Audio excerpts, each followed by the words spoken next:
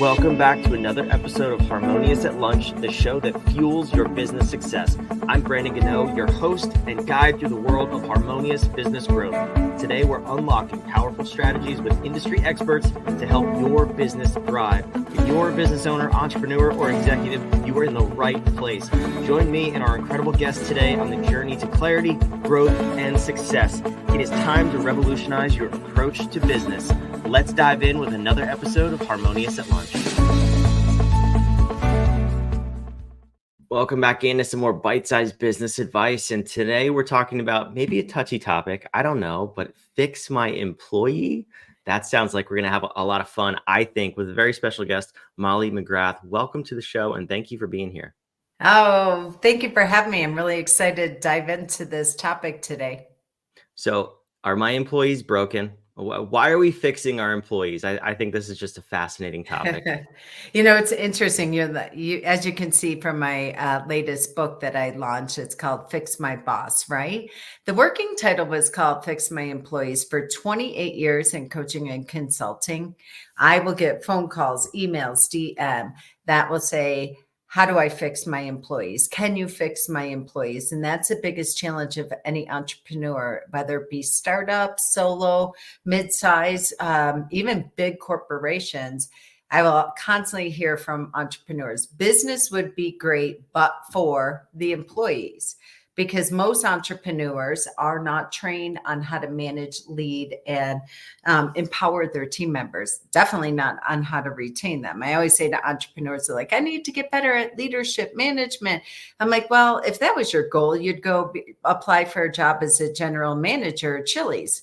You're an entrepreneur, you're a visionary. Your goal is not to get better at managing and fixing and empowering your team. It's really to get better at hiring in the first place and really understanding the powerful questions to ask before you hire people, because most people hire out of pain. They wait too long to hire. They feel the soul crush of lack of delegation, everybody delegating back up to them. And by the time they hire, they get seduced by the first person who shows up energetic. This is so funny. I'm sorry. It's just, I've seen this over and over. I've been through this process myself with past businesses. And I know it's one of the hardest challenges to crack in business, in small business, especially. So I think the title of your book, Fix My Boss, is interesting because I would imagine when people send you a message or a DM and they say, I want to fix my employee, do you just send them back like an emoji of a mirror or something? And say, maybe look at yourself first. Is that what you're implying with that? Yeah, that was the working title of my book. And after a while, my publisher, when we were beginning with the end of mine and hearing, so often I'll hear from employees, oh, my boss goes to all these coaching and mastermind and conferences, and they come back with all these business books and throw them on my desk. And it lands like, implement this because you need to be fixed. And I really wanted to have a title that would stop the attention of both the employee and the entrepreneur, right? So the boss is running through the airport and they're like, whoa, whoa, whoa,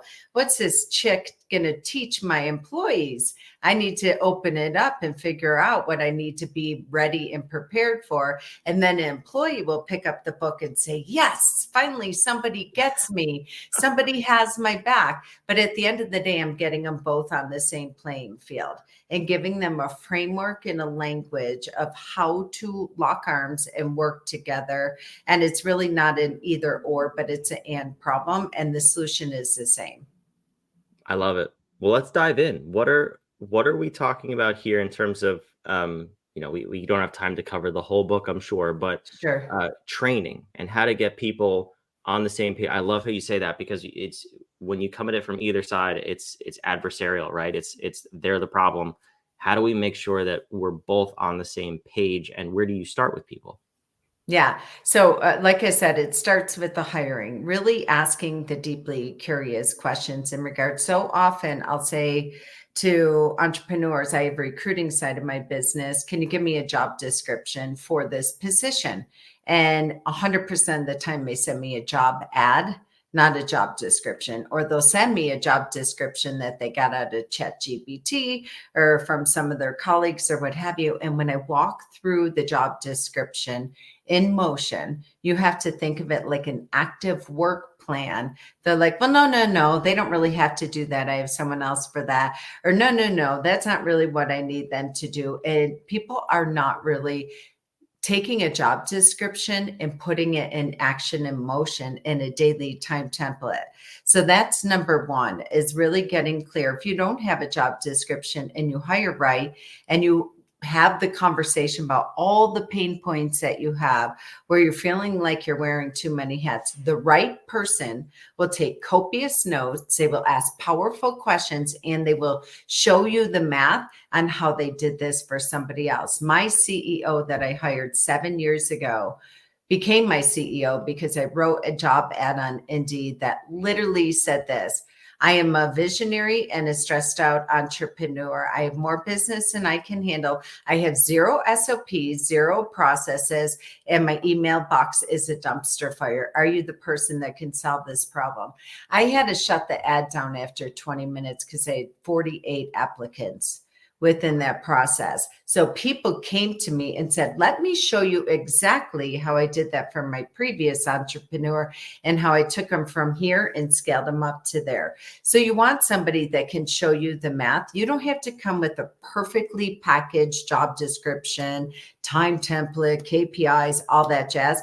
The right person will say, take the junk drawer, dump it out, put it on my desk, and I will come back to you and give it in a very methodical, strategic plan. So it's number one, is an entrepreneur putting too much pressure on themselves to have everything beautifully packaged before they place an ad, before they interview, before they hire and onboard, and then coming into this massive project that by the time you hire, it is so out of hand that you're just hiring the first person, that you're not really interviewing accurately.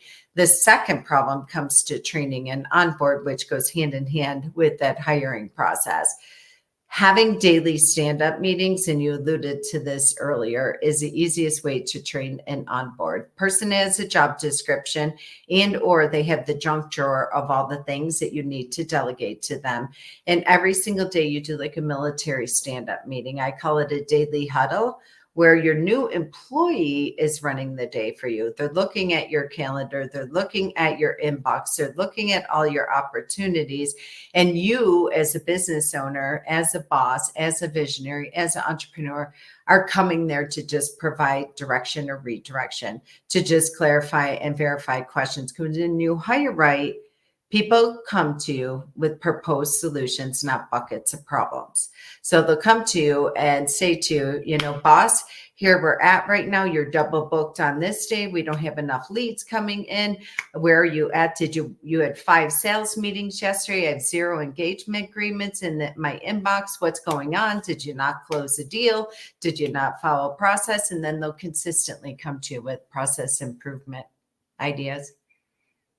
I love this. I want to go back to step one. You touched on the job description, and I'm just curious if you were to have written that in what we normally think and see as job description. It's really a list of tasks that person is going to perform.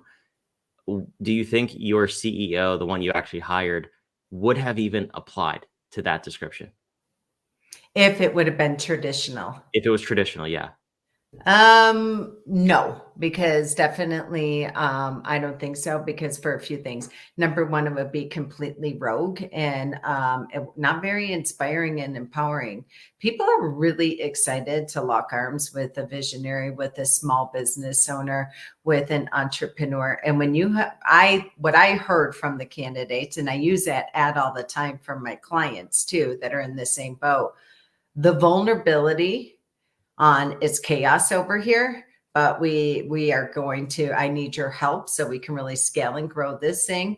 The ability to just show your creativity, all of the human traits that will demonstrate what type of leader you are, that you trust somebody the biggest, what's the first dysfunction in the 5 dysfunctions of a team? Lack of trust.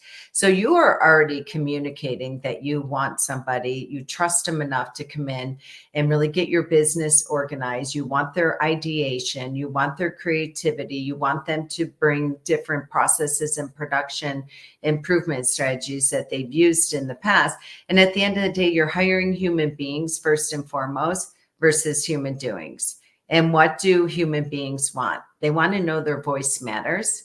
They want to know, if they're professional and they're a rock star, that there is a place for their ideation and for their process improvement, and for them to share what they've done in the past that has worked, and it won't get shot down.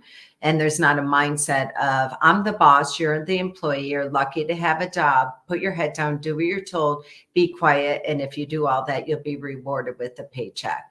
Nobody wants to sign up for that anymore. That doesn't inspire people. I thought that works. Not with the unemployment of, roughly around, in professionals, administratives, kind of director of operations, unemployment rate is 0.43%. Doesn't inspire them. Receptionists, forget it. They're not inspired by that at all anymore. Yeah. Talk to me about the difference in hiring those two different ways too. I'm not sure if you've ever analyzed this, but my mind went right to the long-term employee, how long they actually stay with the company, because you said your CEO's with you, I think you said 7 years. I have a client who, they weren't a client when this happened, disclaimer, but they had hired somebody. And the first thing that she told me when I'm interviewing to see how we're going to go in and be their fractional COO was, I was hired for one thing. I was hired under a job description. I do none of those things, and none of that is in place. And my worry was, well, she may leave the organization.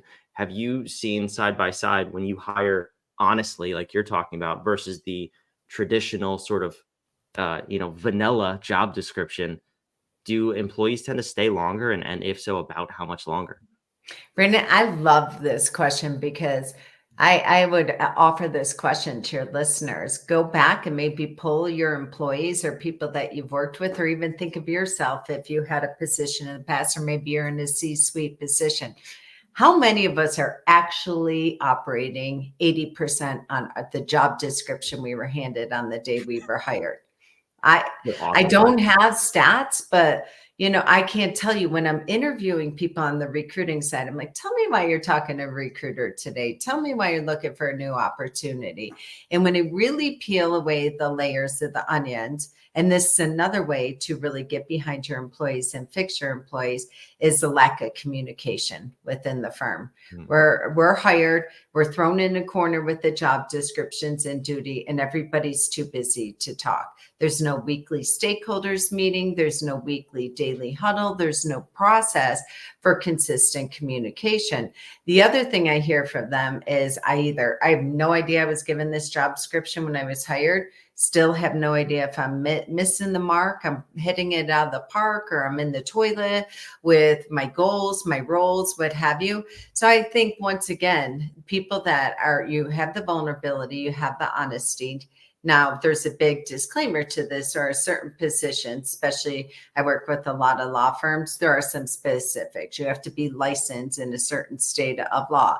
You have to have experience in litigation if you're doing litigation or transactional work. So there are some things that would be in there that you would want to make certain that you would hit for. But by and large, other than very specific skill set and knowledge and experience, no, people would rather allow to be part of a creation of their job description. So here it is, high level. Here's what we believe in it. And it's typically, here are the pain points, here are the bottlenecks, and here's where so-and-so is wearing too many hats, and it's time to delegate and elevate. So when it comes from that place, people love in the interviews where you're like, this is a framework for what we believe the job description is. Maybe there was a person there prior that was doing it, and they either self-selected off the bus or got voted off the bus, whatever the story is. When you have that vulnerability and you have that openness and approachability, and you say, this was a job description, Susie Q's no longer here. here's the reason, especially if they were terminated, and you say, we're not sure if this is a precise job description. So here's the thing we're going to do during your onboarding process. Another tip I would give to fixing your employees, either existing people where you're like, I'm not sure, 50-50 shot if they're going to make it or break it or what have you, or as you're hiring, or maybe you have a rock star and you're like, let's really streamline our systems and processes, is to let them be part of that creation. So during your onboarding, here's your job description. Want you to track and touch everything that you do for a week and what have you. And let's put it in departments and compartments, and then put it into your daily and weekly and monthly time template and time chunking to see if this is accurate. And then I want you to start to track the Gano minutes and the distractions and where they're at. And I want you to track them from place of R&D, because we can't make informed business decisions on what's broken in our people, process, or production, which impacts profitability. So actually, as a new employee, I'm going to bring you on as a production cop and a quality control cop. I want you to be deeply curious. I don't want you to be a yes chick and say yes to everything. I want to figure out, this is being dumped on my desk, this is being delegated to me, this is being asked of me, or I'm being voluntold to do this.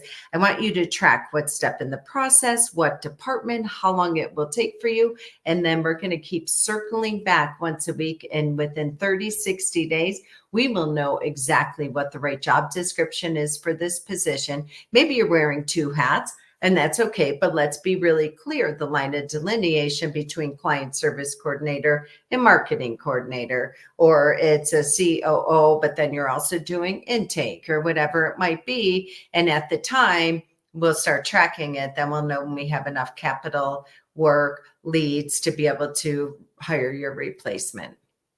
That's fantastic. That was worth the price of this episode. So for those of you who paid for this, which is none of you, go back and re-listen to that, because that right there was absolute gold. Molly, thank you so much for this. I want to toss up on the screen here the link to, this is a link to your book, right? Fixmyboss.com. Yes. Fixmybossbook.com. We talked about that earlier in the show. So if you want to go grab a copy, it's on the screen. It's down below in the show notes. I do want to ask you one final question. You may have watched this podcast before, because I always love to end with powerful questions. And you have said that multiple times throughout this interview, that you actually use those powerful questions in interviews of prospective employees. So can you give us an example of just a couple that we can think about as business owners and entrepreneurs when we're going into our next round of hiring? Yes. So first question, when you're in the interview, of asking them, I would say in regards to when you are not getting what you need, and me as an entrepreneur or your boss is a bottleneck, and we might be behind due dates, deadlines, or what have you, show me in your past, or tell me in your past what you did to get what you need to accomplish a goal for our clients, and then be quiet. The second question I would ask for them, and this is something that I have everybody debrief within their daily huddles, their training, their onboarding, or what have you. What are you not seeing? So in the interviewing process, what are you not seeing in your current role that you really wish you could see more of? And then be quiet. So they're going to tell you ideally about training opportunities, communication, lack of using technology, processes. Those are the things that you want to look for. Not that, oh, we don't have enough paid days off. That's not a good answer that you want to hear, which I have heard from people. So that's a question that you can consistently ask your team. Is there anything that you're not seeing to be able to manage your job description, manage your daily duties, so you feel like a rock star and you're set up for success? Is there anything that you're not seeing from me or getting from the team or your employer in regards to time, technology, training, and feedback that you would like to see more of to know that you are a difference maker in this business? Those are fantastic, fantastic questions. Molly, thank you so much for being here. Is there anywhere else besides fixmybossbook.com where the listener should go to connect with you, learn more about you? Yeah, absolutely. Easiest ways, go to our website, hiringandempowering.com. We drop a pocket coaching very similar to these tips every Thursday, drop podcasts on Tuesday, and drop a value bomb blog every Thursday. So tremendous amount of value creation and tips and techniques that you could implement in real time. I love it. Awesome. All of that, wherever you're watching or listening, is in the show notes down below. Molly, thank you again for being here. And for those of you watching and listening, make sure you subscribe. We want to bring you these episodes every single day of the week because we want to have some value bombs too. Molly's not the only one that gets to deliver value bombs. I love that term. So make sure you subscribe. We'll see you on tomorrow's episode of Harmonious at Lunch. Thank you.